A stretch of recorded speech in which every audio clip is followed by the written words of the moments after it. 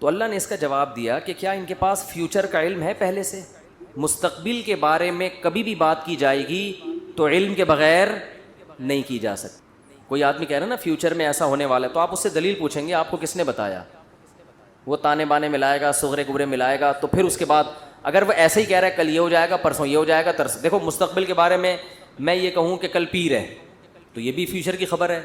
آپ اس میں مجھ سے یہ پوچھ سکتے ہو کہ کیا دلیل ہے؟ میں کہوں گا دلیل یہ کہ آج کیا ہے, اتوار ہے. یہاں دلیل ہے, یہاں میرے لیے یہ دعویٰ کرنا درست ہے کہ کل کیا ہے, پیر ہے.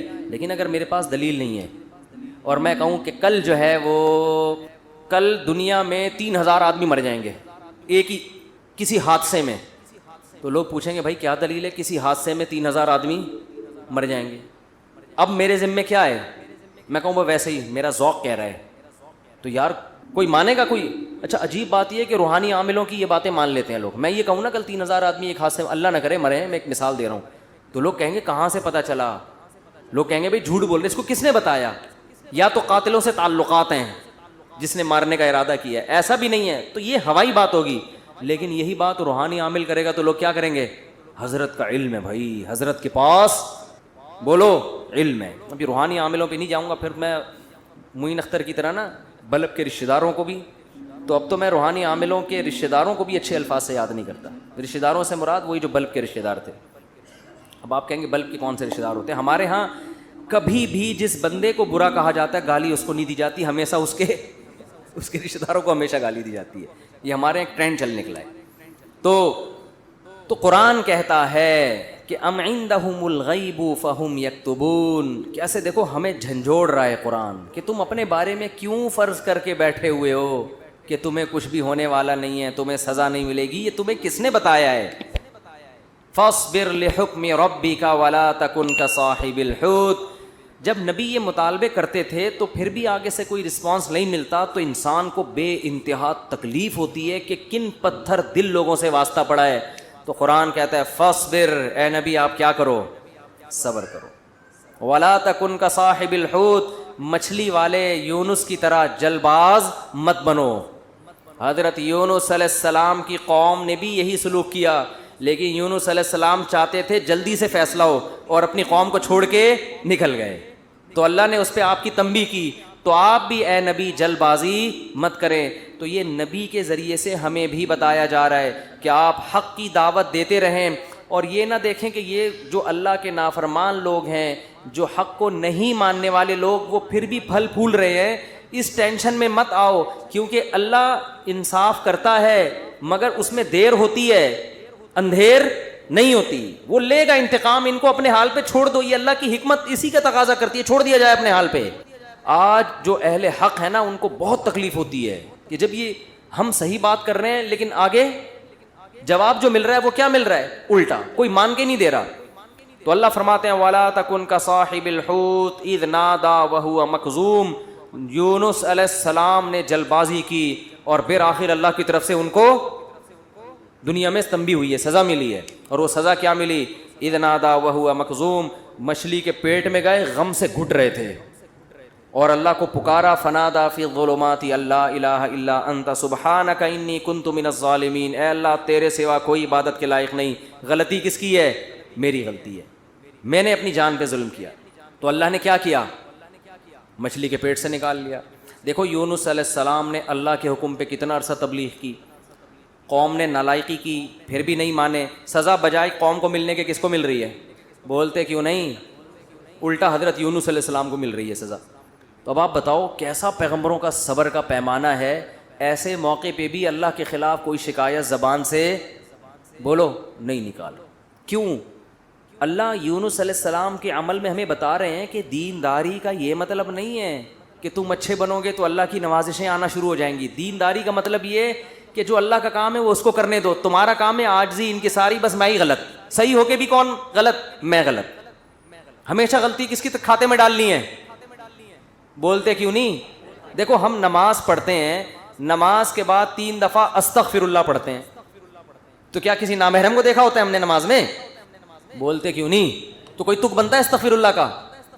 یا ہم نے کوئی جرم کیا ہے, نماز پڑھی اور کیا کہلوایا جا رہا ہے؟ استغفر اللہ استغفر اللہ. بھائی اگر استغفر اللہ پڑھنا تھا تو یہ نماز پڑھی کیوں کہ تم نے؟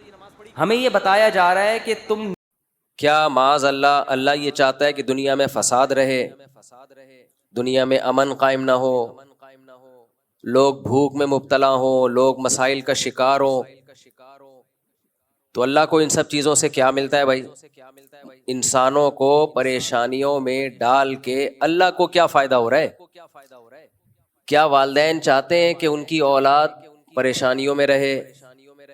لیکن حدیث میں تو آتا ہے بھائی اللہ کو اپنی مخلوق سے محبت ماں سے 70 گنا زیادہ ہے.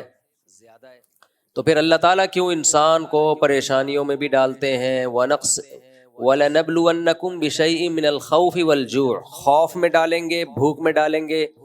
وَنَقْصٍ مِّنَ الْأَمْوَالِ، مال کا نقصان بھی ہوگا، وَالْأَنفُسِ، جانوں کا نقصان بھی ہوگا، وَالثَّمَرَاتِ، پیداوار کا نقصان بھی ہوگا. سارے ہی نقصانات اللہ نے ذکر کر دیے. تو اتنے سارے نقصانات میں ڈالنے سے اللہ چاہتے کیا ہے؟ اللہ بتاتے ہیں، میں بتاتا ہوں کیا چاہتا ہوں. میں نے دنیا کو دارالامتحان بنایا ہے. دنیا عیش کی جگہ نہیں ہے، مزے کی جگہ نہیں ہے. یہاں مزے ملیں گے تمہیں لیکن یہ جگہ مزوں کی نہیں ہے. یہاں پیٹ بھرے گا تمہارا لیکن یہ جگہ پیٹ بھرنے کی نہیں ہے. یہاں دولت ملے گی تمہیں لیکن یہ جگہ دولت کمانے کی نہیں ہے. یہاں تمہیں صحت ملے گی لیکن یہ جگہ صحت کمانے کی نہیں ہے. یہاں تم شادیاں کرو گے لیکن یہ جگہ شادیاں کرنے کی نہیں ہے. تم لائف کو انجوائے بھی کرو گے لیکن یہ انجوائمنٹ کی جگہ نہیں ہے. پھر کس کی جگہ ہے اللہ؟ یہ تو نے بنائی کیوں ہے؟ کافر کہتا ہے ایسا ہی بنا دی اللہ نے، کوئی وجہ نہیں ہے. کچھ کافر کہتے ہیں بنائی کہاں، بن گئی خود بخود. خود بخود ہمارا دماغ بن گیا، خود بخود ہماری آنکھیں بن گئیں، خود بخود ہماری ناک بن گئی، خود بخود ہم سب بن گئے اور چل پھر رہے ہیں. آٹومیٹیکلی یہ سب کچھ ہو رہا ہے. ہو نہیں سکتا بھائی، آٹومیٹک مشین بھی بنائی جاتی ہے، بنتی نہیں ہے. مینول سے زیادہ تو آٹومیٹک مشکل ہے. پہلے مینول مشینیں ایجاد ہوئی ہیں، آٹومیٹک بعد میں، ان پہ زیادہ محنت ہوئی ہے. تو آٹو پہ بھی سیٹ ہونے میں ٹائم لگتا ہے. پہلے کوئی آپ کو ایک ٹریک پہ چلاتا ہے پھر آپ آٹو ہو جاتے ہیں. جیسے کچھ لوگ دوسری شادی کرتے ہیں، پھر تیسری کرتے ہیں، پھر وہ آٹو پہ سیٹ ہو جاتے ہیں، کرتے ہی رہتے ہیں. ان کو روکنا پڑتا ہے بس کرو. کچھ لوگ میلے رہتے ہیں، گندے میلے گندے رہ کے سیٹ ہو جاتے ہیں کس پہ؟ میل کچیل پہ. کچھ صاف ستھرے رہ کے سیٹ ہو جاتے ہیں کس پہ؟ صفائی پہ.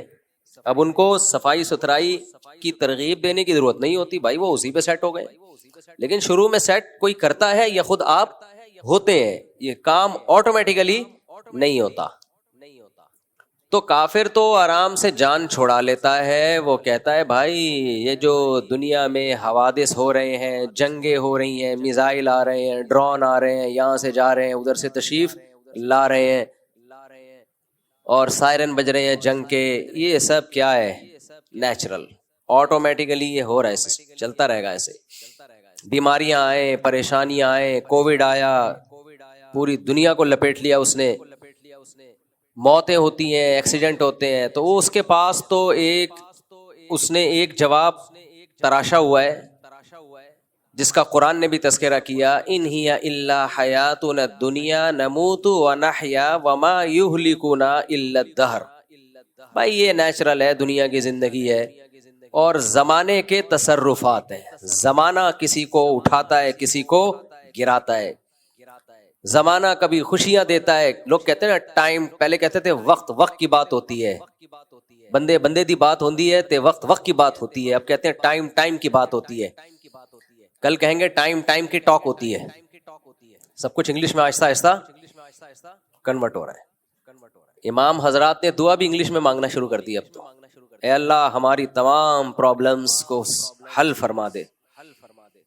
تو میں نے کہا امام صاحب کو چاہیے تھا جب اتنی انگلش ہے تو حل کو سولو کہہ دیتے. اے اللہ ہماری تمام پرابلمز کو سولو فرما دے.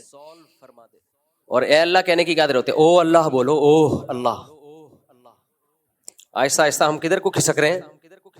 سب ادھر کو کھسک رہے ہیں، انگلش کی طرف. انگلش ضرور سیکھو، بین الاقوامی زبان ہے، میری اور آپ کی ضرورت ہے، لیکن اپنی زبان سے رشتہ مت توڑو بھائی. ہم بھی کسی چیز میں بیلنس ہے ہی نہیں. یا تو ادھر کو کھسک جاتے ہیں پورا، یا بالکل ہی دیسی ہو جاتے ہیں. خیر، تو کافر کے پاس تو جواب آسان ہے. کافر، جو کافر کا بچہ ہم کہتے ہیں نا جس کو، اس کے پاس وہ کہتے ہیں اس میں کوئی شرم کی بات نہیں، ہم بندر سے وجود میں آئے ہیں. سائنس بہرحال یہ کہتی ہے اب اس میں کوئی کسی کو شرم آ رہی ہے کہ ہمارے باپ دادا بندر تھے، یا شرم نہیں آ رہی ہے. بہرحال سائنس نے یہ دعویٰ کیا ہے کہ ہم کہاں سے چلے ہیں؟ بندر سے. یعنی یہ حسن اتفاق ہے کہ ایوالو ہوتے ہوتے، ارتقاء ہوتے ہوتے یہ ہمارا ڈیزائن وجود میں آ گیا. تو جو لوگ ان جیسے اسکالرز کی تحقیقات سے متاثر ہیں نا، ان کے لیے میں یہ بات آسان لفظوں میں کہوں گا، اس کو خوب سمجھیں اور واضح اس پہ کلپ بنانا ہے. کیلپ، کراچی والے زیر بہت دیتے ہیں کیلپ. اصل جو اوریجنل کراچی ہے نا وہ کراچی ہے. کراچی سے بات کر رہا ہوں میں. کراچی کے جو لوگ اوریجنل ہیں نا، جو صحیح کے یہاں کے ٹھیٹھ، وہ ایسے کہتے ہیں میں کراچی سے بات کر رہا ہوں. کراچی سے وہ نون بھی لگاتے ہیں غنہ، اور زیر بھی بہت زیادہ لگاتے ہیں. کراچی سے بات کر رہا ہوں. اور جو اوریجنل پنجابی ہوں گے وہ طارق نہیں، وہ طارق. طارق بھائی وہ زبر لگاتے ہیں. خیر، ابھی تو ہم ہود بھائی کی طرف چل رہے ہیں، وہ زیر لگائیں یا زبر لگائیں. ایک بات خوب ہے، اصول اور ضابطہ سمجھیں. دلیل کسے کہتے ہیں؟ دلیل دو طرح کی ہوتی ہے. ایک ہے تجربہ اور مشاہدہ. تجربے اور مشاہدے کی بیس پہ ہمیں علم حاصل ہوتا ہے، اور بعض دفعہ ہمیں علم حاصل ہوتا ہے کوئی خبر دینے والا ہمیں خبر دیتا ہے. یہ جو خبر دینے والا ہمیں خبر دیتا ہے، اس علم کو دلیل نقلی کہا جاتا ہے. یعنی نقل ہوتی چلی آ رہی ہے، ایک چیز نقل کیا ہے اس نے کہ میں نے اپنی آنکھوں سے دیکھا، حالانکہ ہم نے نہیں دیکھا ہوتا. جیسے مشاہدہ اور تجربہ یہ بہت مضبوط دلیل ہے، ایسے ہی کسی سچے کا خبر دینا جس کو آپ سچا سمجھتے ہو، یہ بھی بہت مضبوط دلیل ہے. ہاں، یہ دلیل اس وقت کمزور ہو جاتی ہے جب تجربے اور مشاہدے کے خلاف ہو، پھر اس کی سچائی پہ ہمیں یقین نہیں رہتا. اب میں آپ سے ایک بات پوچھتا ہوں. دیکھو، آپ نے دعویٰ کیا غفار بھائی کے اوپر کہ انہوں نے میرا موبائل چوری کیا ہے، اور کیس کر دیا کورٹ میں. جج کے پاس یہ نالج نہیں ہے کہ واقعی اس نے چوری کیا ہے یا چوری نہیں کیا. جج آپ سے مطالبہ سائنس کی روشنی میں کرے گا یا گواہ طلب کرے گا؟ گواہ طلب کرے گا نا. یا وہ کہے گا نہیں جی سائنس کو بیچ میں لے کر آؤ، میں سائنس کو مانتا ہوں. سائنس اگر کہتی ہے کہ اس نے چوری کیا ہے تو میں مان لوں گا. سائنس کہتی ہے چوری نہیں کیا. ہود بھائی کہتے ہیں، جو لیکچرار ہیں، ہود ہی نام ہے نا، کوئی اور کسی اور کو نہ، تو وہ کیونکہ نوجوان طبقہ بڑا متاثر ہو رہا ہے ان کی تقریروں سے نا. اب اگر وہ جج کہنے لگے میں یہ گواہ شواہ کو نہیں مانتا، سائنس اگر ثابت کرتی ہے کہ یہ غفار نے چوری کیا تو میں مان لوں گا، تو کوئی عقل کی بات ہوگی؟ حماقت کی بات ہے. آپ نے دو گواہ پیش کر دیے، جج نے جرح کی ان گواہوں کی تفتیش کی. یہ جھوٹ تو نہیں بولتے؟ محلے والوں سے پوچھ لیا، محلے والے کہہ رہے ہیں بھائی ہم نے آج تک ان کو جھوٹ بولتے نہیں دیکھا، کسی غیر اخلاقی سرگرمی میں نہیں ہے، کبھی سٹا پیتے ہوئے، چرس پیتے ہوئے پکڑے نہیں گئے، کبھی کوئی کرمنل ایکٹیویٹی نہیں ہے، بالکل ایک شریف شرفا شہری. یہاں تک آپ نے دیکھ لیا ان کا اپنے بیوی بچوں کے ساتھ بھی. جج نے تحقیق کی، پتہ چلا یہ گواہ ایسے ہیں جن کا بیوی بچوں کے ساتھ بھی بہت اچھا سلوک ہے، دوستوں کے ساتھ بھی، ٹیکس بھی ٹائم پہ پے کیا انہوں نے. اتنے شریف شرفا قسم کے کہ آج کل مارکیٹ میں ایسے ہوتے نہیں ہیں. جج نے پوری تحقیق کر لی. اب جج غفار کو چور قرار دے گا کہ نہیں دے گا؟ دے گا یقیناً بھائی، کہ بھائی اس سے زیادہ میں مکلف نہیں ہوں. جج یہی کہے گا. ہاں، اگر سائنس سے یہ ثابت ہو جائے کہ یہ جھوٹ بول رہے ہیں، مثال کے طور پر غفار نے یا غفار کی طرف سے وکیل نے یہ ثابت کر دیا کہ بھائی جس وقت انہوں نے چوری کا دعویٰ کیا ہے نا اس وقت تو میں ملک سے باہر تھا، یہ ٹکٹ ہے، یہ سی سی ٹی وی کیمرے ہیں کہ میں جہاز میں بیٹھ کے ایئرپورٹ سے باہر جا رہا ہوں، تو اس دن تو میں پاکستان میں تھا ہی نہیں. اور یہ دعویٰ کر رہا ہے کہ الفلاحیہ مسجد سے چوری کی ہے اور میں اس دن الفلاحیہ مسجد میں تھا ہی نہیں. 2 اور 2 4 کی طرح اگر ثبوت پیش کر دے، پھر وہ 2 گواہ کتنے ہی سچے ہوں تو ایک سائنسی فیکٹ ہے، حقیقت ہے، وہ ان سچے گواہوں سے ٹکرا رہا ہے، تو اس سے ان گواہوں کا جھوٹا ہونا بھی ثابت ہوگا، اور آئندہ کے لیے کسی بات پہ بھی ان گواہوں پر اعتبار ہمیشہ کے لیے ختم ہو جائے گا. بلکہ جج لکھ دے گا کہ یہ گیٹ اپ ان کا ایسا ہے، لیکن یہ چونکہ ایک فیکٹ کے حقیقت ہے، ثابت شدہ حقیقت کے خلاف بات کر رہے ہیں، لہذا ان کی گواہی رد کر دی جاتی ہے ہمیشہ کے لیے. ایک جھوٹ تھوپ دیا جائے گا ان کے اوپر. یہاں سائنس ٹکرا رہی ہے دلیل نقلی سے، عقل ٹکرا رہی ہے کس سے؟ نقل سے. جب عقل اور نقل کا ٹکراؤ ہوتا ہے تو ترجیح کس کو ہوتی ہے؟ عقل کو ترجیح ہوتی ہے. بات سمجھ میں آ رہی ہے کہ نہیں آ رہی ہے؟ اب ہوا یہ کہ ہمیں نہیں پتا کائنات کی ابتدا کیسے ہوئی، خود سے. آپ کا فرض بنتا ہے آپ جائیں بھائی، اس نے آپ کو بلایا، کیا خیال ہے؟ اس نے کہا مجھے کچھ پیسوں کی ضرورت ہے، قرضہ چاہیے. آپ کا فرض بنتا ہے اگر واقعی ضرورت ہے تو آپ اس کو قرضہ، اپنی جان بچائیے بھائی، قرضہ دو. اس نے کہا کہ بھائی ایسا ہے کہ مفتی صاحب سے کہہ کے میری دوسری شادی کرا دو. ایک مثال دے رہا ہوں میں. آپ کا فرض بنتا ہے کہ آپ، میں تو دوسری شادیاں نہیں کراتا، لیکن آپ کو اگر کوئی جاننے کوئی بیوہ ہے یا آرڈر پہ کوئی بیوہ بنانی پڑے، آپ کیا کرو گے؟ اس کی مدد کرو گے. بہت سارے کام جو آپ کے ذمہ لگا رہا ہے. لیکن کچھ لوگ کیا کرتے ہیں، شکر کے اعلیٰ درجے پر ہوتے ہیں، وہ ساری خدمات کریں گے، اس کو ساری سروسز دیں گے، کچھ آدھے کریں گے، کچھ آدھے نہیں کریں گے. یہ سب مختلف درجات ہیں. لیکن سب سے بدترین ناشکری پتہ ہے کیا ہے؟ سب سے بدترین جس پہ وہ تل ملا جائے گا اور کہے گا کاش میں تجھے بچاتا نہیں، میں نے غلطی کی اپنی جان ہتھیلی پر رکھ کر تجھے بچایا. وہ ناشکری ہے کہ آپ مکر جائیں، آپ بولے تو نے میری جان بچائی ہے ہی نہیں، جبکہ آپ کو پتا ہے کہ اس نے بچائی ہے جان. آپ کہ تو نے میری جان بولو بچائی نہیں، جھوٹ بول دیں صاف اس کے سامنے کہ یہ تو میں خود بخود بچاؤں. میں اصل میں جب سمندر کی لہریں تھی اور ڈوب رہا تھا نا، تو ہوا یہ تھا کہ حسن اتفاق سے ایک لہر آئی، اس نے اٹھا کے مجھے اوپر پھینکا. اتفاق سے ایک فش آئی، اس نے اٹھا کے اسی دوران جمپ کر کے مجھے دوسری فش پہ پھینکا. دوسری فش نے تیسری فش پہ، وہ بیچ میں سمندر میں کہیں ڈوب رہا تھا، پھر تیسری نے چوتھی فش پہ. ایسے مچھلیوں کی کمر پہ جھولتا جھالتا میں کہاں پہنچ گیا؟ کنارے پر. بتاؤ اس بدترین تعویل پر اس بچانے والے کو کتنا غصہ آئے گا. کہے گا بھائی یہ کیسے ہو سکتا ہے بیچ سمندر سے تجھے کوئی ایسے بچا کے لے آئے، میں کشتی لے کر آیا تھا، میں نے سمندر میں ڈائیو لگائی تھی اور تجھے نکال کے لایا تھا، اور تو کہہ رہے ایسے مچھلیاں اٹھا اٹھا کے ایک دوسرے کے کندھوں پہ مجھے پھینکتی رہی اور باہر نکال دیا. غضب ناک ہوگا کہ نہیں ہوگا؟ ناشکری کی اس سے بڑی کوئی مثال بولو نہیں ملتی. کافر کے بچے نے کیا کیا ہے؟ پشتوں میں کافر کو بولتے ہیں کافر کا بچہ، کافر کا بچہ ہے. تو یہ جو جب یہ زیادہ نہیں ڈیٹیل میں جاتا میں، جیسے الو کا پٹھا نا الو سے زیادہ قیمتی ہوتا ہے. ایک آدمی ایمپریس مارکیٹ گیا کہ یہ الو کتنے کا؟ انہوں نے کہا 50,000 کا. اور الو کا بچہ تھا، یہ کتنے کا؟ 1 لاکھ کا. تو کہا بچہ 1 لاکھ کا، پورا بڑا الو 50 کا، یہ کیوں؟ کہتے ہیں یہ جو بچہ ہے نا اس کی 2 خاصیتیں، الو بھی ہے اور الو کا پٹھا بھی ہے. یہ پٹھا بچے کو بولتے ہیں، اس میں 2 کوالٹیز جمع ہوئی ہیں.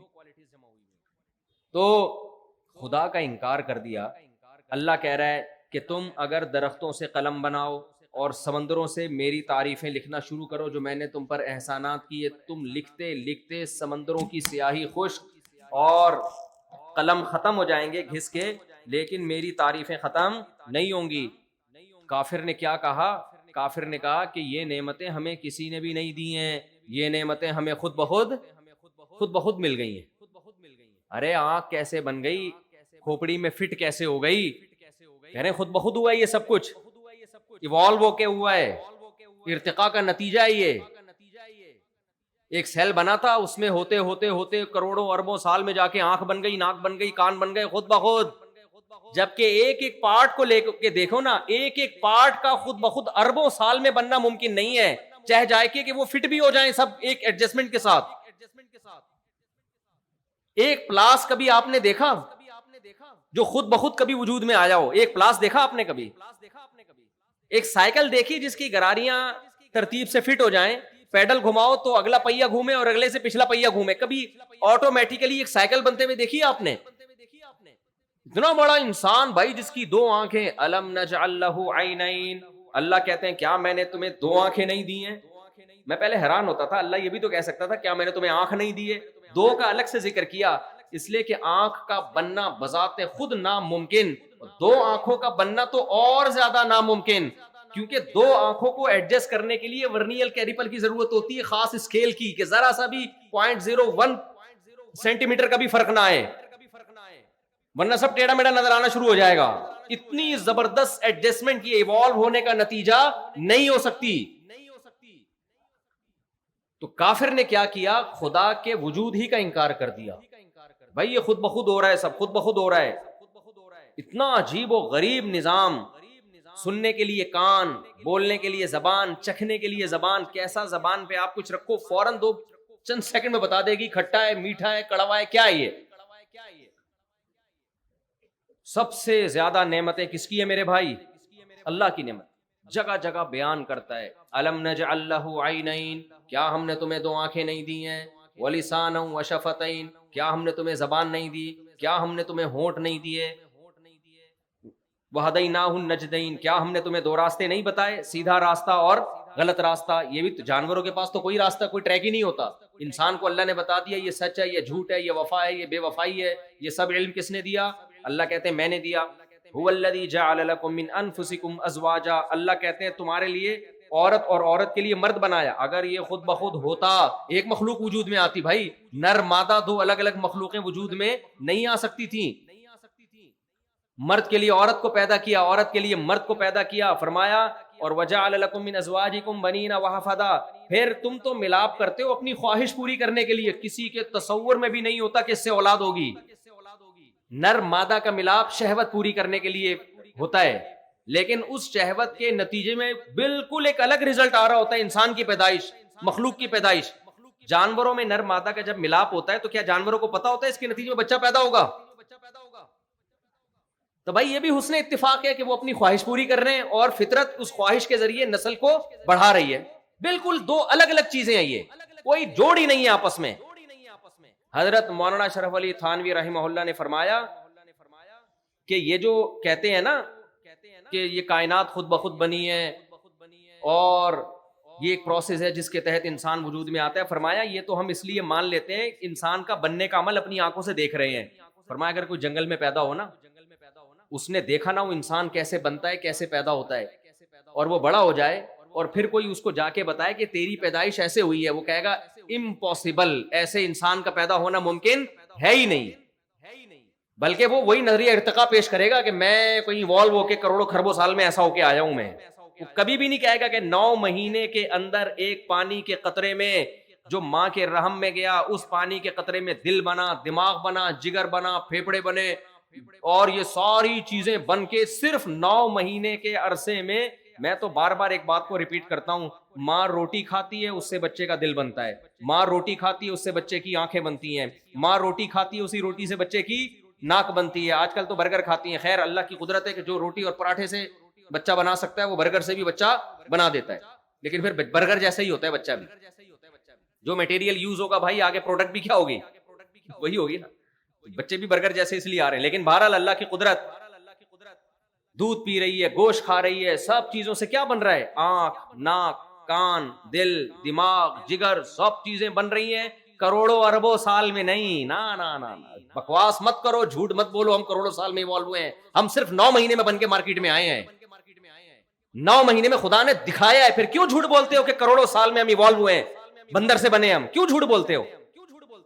اور یہ کوئی سائنس سے ثابت شدہ حقیقت نہیں ہے. لوگ ایک گڑبڑ پتہ ہے کیا کرتے ہیں، کہتے ہیں اسلام اور سائنس یہاں آپس میں ٹکرا رہے ہیں. جھوٹ بولتے ہیں. سائنس سے ٹکرا رہی ہے یہاں پہ، اسلام نہیں ٹکرا رہا سائنس سے.